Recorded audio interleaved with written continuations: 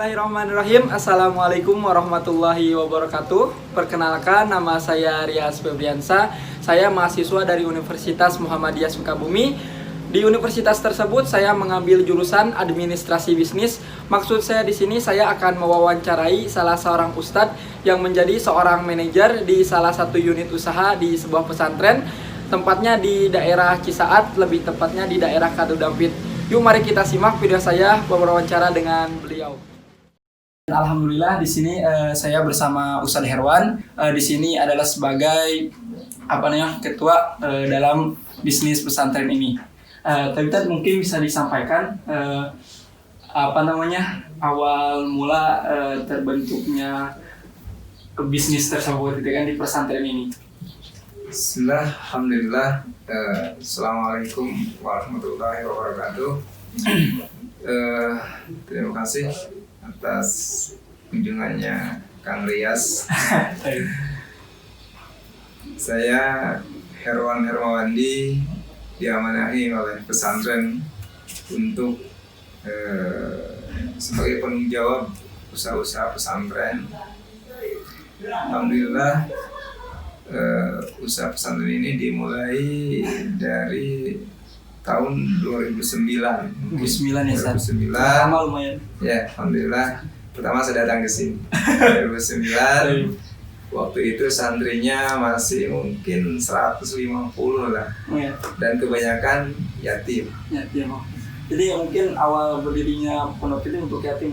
Iya. Oh. Karena 97 mulai. 97 mulai, cuman anak kesini 2009. Nah, dan mulai untuk mengurusi kantin dulu. Kantin itu. dulu ya. Nah, kantin hanya Berarti jualan. awal mulanya kantin. Hanya jualan bala-bala, gorengan, ya gitulah yang kebutuhan anak-anak ya.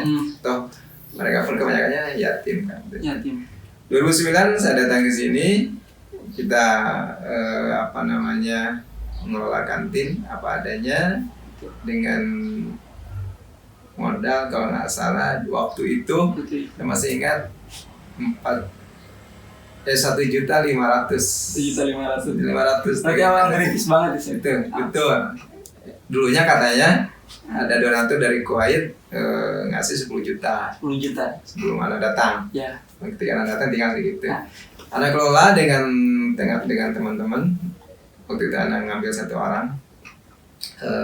Dan alhamdulillah yang mulanya dari 1,5 dan kantin, sekarang aset kita mungkin ada sekitar, kalau dengan minimarket ya, ada mungkin 1 M-an lah. Alhamdulillah. Jadi sangat pesat ya. Ya kalau dengan bangunan ya, dengan bangunan. Kalau hanya untuk modal kerja itu sekitar 500 jutaan. 500 juta untuk modal kerjanya.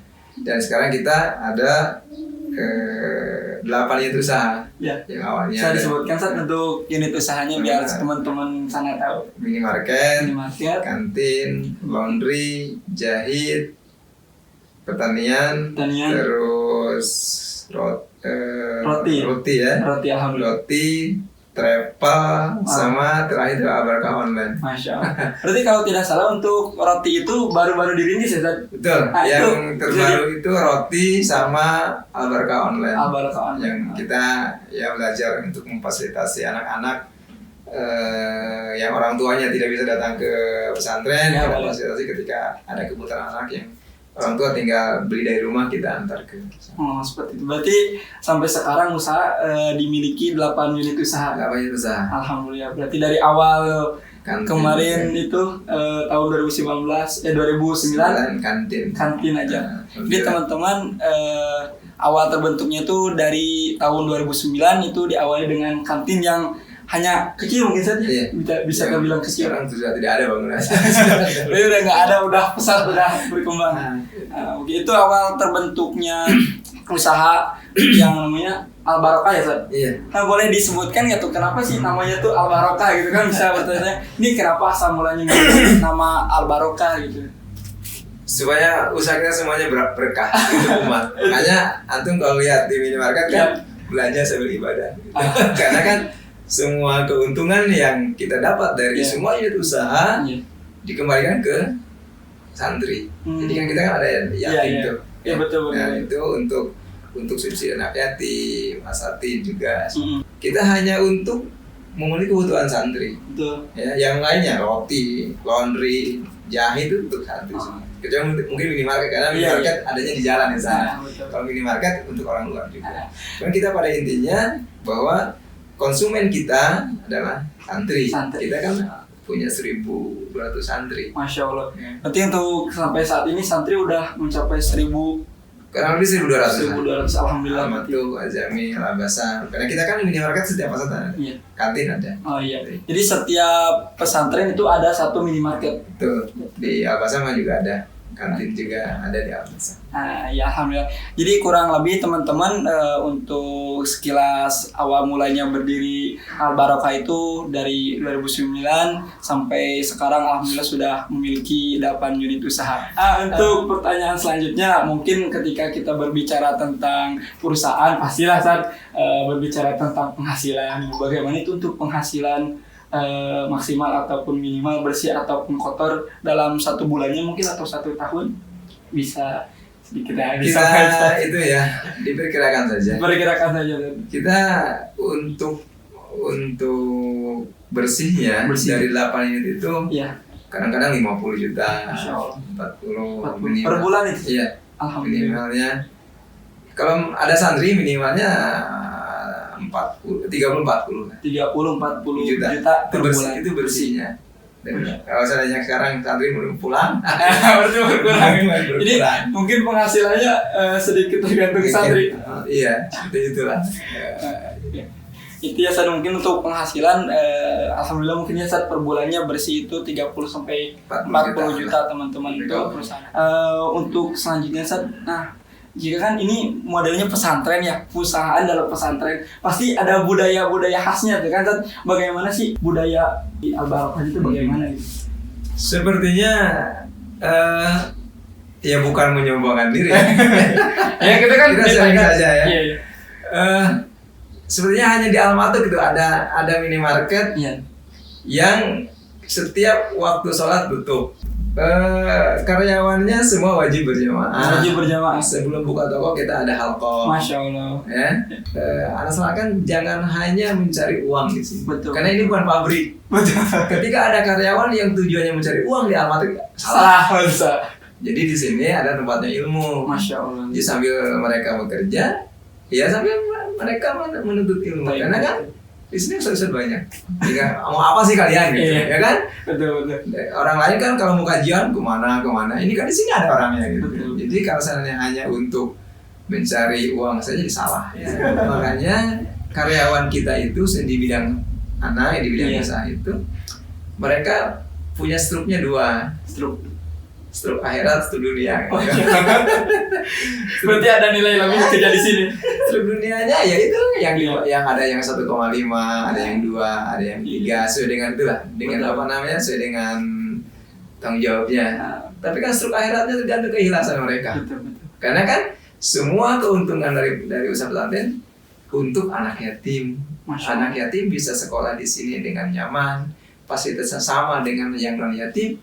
Mereka kan salah satunya dari tunjangan dari hasil usaha. Jadi ketika mereka nantinya jadi ulama adalah keringat kita. Masya Allah. Berarti ada jasa kita. Iya, selama ilmu yang mereka amalkan ngocor gitu. Berarti itu ya saja budaya yang paling mencolok, yang paling dikedepankan itu tutup saat sholat 5 waktu tutup. Terawih tutup, habis terawih buka lagi. Itu yang makanya juga buat teman-teman yang tadi Anda bilang mungkin hanya di Al-Matu di market mungkin bisa jadi contoh juga nanti buat yang lainnya. Bisa kita ambil pelajaran ya dari bagaimana budaya usaha di Al-Barokah ini, kurang lebih seperti itu. Mungkin ada pertanyaan selanjutnya untuk masalah bagaimana sih kan hubungan sosial gitu kan. Tentu kan ketika kita berinteraksi sehari-hari kita ada interaksi sosial. Nah, interaksi sosialnya tuh bagaimana sih rekan kerja, atasan maupun dengan konsumen tentunya gitu. Kalau kita sesama karyawan, betul, kita tidak ada istilah atas. Iya. Semuanya tata sama teman ya. Terus saling mengingatkan ketika ketika salah ya tanggung jawab antum salah. Ya, ketika ada yang mengingatkan, ya itu adalah pengingat bagi si pekerja supaya tidak lalai. Betul. Dan untuk hubungan sosial ini kita hanya itu aja. Jadi konsumennya kita hanya untuk kalangan santri saja. Tapi tadi itu khusus di bawah kita, di bawah usaha itu tidak ada istilah saya yang paling lama di sini. Nggak ada, ya. Nggak bisa. Sama rata. Cuman kalau dalam hierarki ya, Nah, betul iya. ya. Ada kepala toko, Iya. ada peniaga. Iya. Tapi ketika itu berhubungan sosial, nggak bisa antum mengatakan saya yang paling lama. Iya. Berarti itu bentuk sosial di sini ya tetap ya satu sama lain sama rata. Mungkin ada perbedaan hanya di kita sebagai menjabat ketua toko ataupun yang lainnya. Siap. Secara sosial nggak boleh. Kalau ada yang begitu, saya panggil besok. Keluar. Masya Allah. Dan dari beberapa pertanyaan, Masya Allah ya tetap selalu ada pelajaran yang kita ambil. Itu mungkin ya Sad untuk terkait sosial di sini antara atasan ataupun ya kalau secara bahasanya mungkin atasan ataupun bawahan sampai dengan konsumen gitu ya. Untuk mungkin selanjutnya Sad ada pertanyaan lagi ini. Tentu kan dari kegiatan-kegiatan seperti bekerja gitu kan ya, ada nggak sih kegiatan khusus yang ada di Al Barokah ini? Ada lagi? Kita biasanya Ramadan itu Ramadan. ada bukan MHK apa namanya? MHK ya? Iya. MHK khusus karyawan kita. Oh itu jadi kerain mama Ya, ya? Ramadan. Kita kemarin hafalan juz 30. Oh iya. Itu ada. Khusus untuk karyawan kita. Masya Allah. Semua yang udah sepuh. Pokoknya mau dia hafal 2 surat dengan ikut itu. Berarti kegiatan khusus semacam itu saja diadain lomba untuk Ya, kadang-kadang Sabiqul Khairat. terus ada rihla juga sih. Rihla supaya tidak terlalu refreshing Anak bebaskan kayak gini. Karyawan mau kuliah, untuk kuliah sambil kerja dengan catatan jangan mengganggu pekerjaan. Kan banyak kan anak-anak yang kuliah sambil kerja. Berarti ada yang bekerja sambil kuliah juga? Berarti alhamdulillah ya untuk di sini kerja tidak membatasi, tidak boleh kuliah atau bagaimana. Selama itu tidak mengganggu tugas pokok. Alhamdulillah berarti Sad. Untuk selanjutnya nih Sad, terkait manajemen perusahaan. Bagaimana sih antum gitu, cara antum terkhususnya itu memanage perusahaan ini? Karena kan 8 unit usaha Sad bukan sedikit ya, apalagi Sad antum memimpin sendiri. Itu trik antum memanage atau bagaimana? Mungkin manajemennya lah tentang perusahaan ini bagaimana Sad? Bisa dijelaskan mungkin sedikit? Dan secara manajemen, manajemen apa namanya? Kata orang Sunda kabula-kabale gitu. Apapun dikerjakan. Cuman satu yang menjadi patokan anak itu adalah amanah. Karena sekuat apapun sistem, kalau orang sudah mau niatnya adalah untuk hianat, pasti dia akan rusak. Itu yang anak tekankan itu amanah dan mau berubah. Masya. Karena itu Manajemen khususnya. karena itu faktor yang paling penting. Ini adalah usaha pesantren bukan usaha pribadi. Dan manajemen khususnya. Itu yang mengedepankan amanah itu dan keikhlasan dan karena kalau anak sebelum kesini di luar pernah usaha juga. Tujuannya satu, mencari keuntungan. Nggak lama bangkrut. Betul kan? Sebelum anak lama tuh seperti itu. Karena di Bandung kan sebutan. Insya Allah berarti ada nilai-nilai khusus lah. Betul, mungkin seperti itu. Gini tadi yang terakhir sebelum kita penutupan itu kan sekarang di zaman pandemi seperti ini, berarti kan sebelumnya kan normal-normal saja gitu kan terkait masalah bisnis berjalan seperti itu. Tapi untuk kondisi seperti ini bagaimana? Kondisi pandemi menjalankan bisnis yang ya mungkin pasti ada perbedaan gitu kan atau bagaimana gitu. Adanya atau tidak adanya pandemi sama saja. Berarti kan kita nggak jadi halangan. Selama ada santri di dalam, pandemi nggak jadi masalah. Iya kan? Iya. Nggak jadi masalah. Karena kan kita konsumennya santri. Itu. Kalau santrinya ada di dalam, berarti kan jalan. Nah sekarang santrinya pulang, ya istirahat dulu lah. Gitu. Istirahat aja. Karyawan istirahat gitu.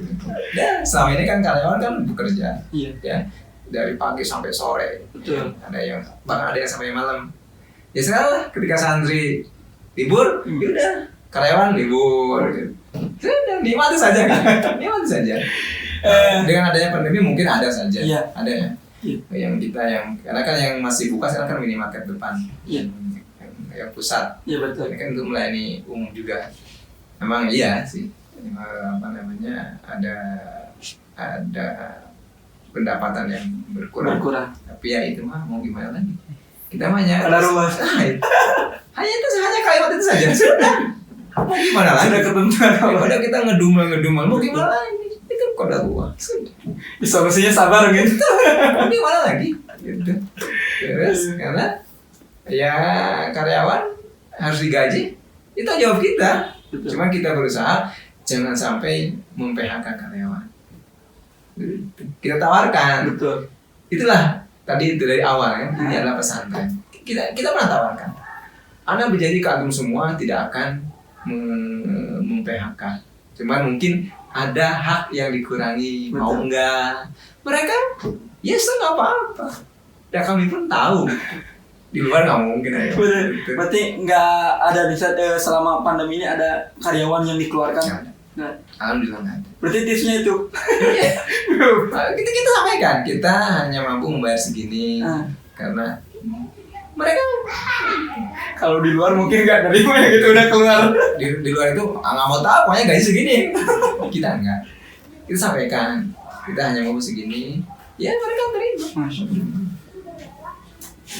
Itu saja.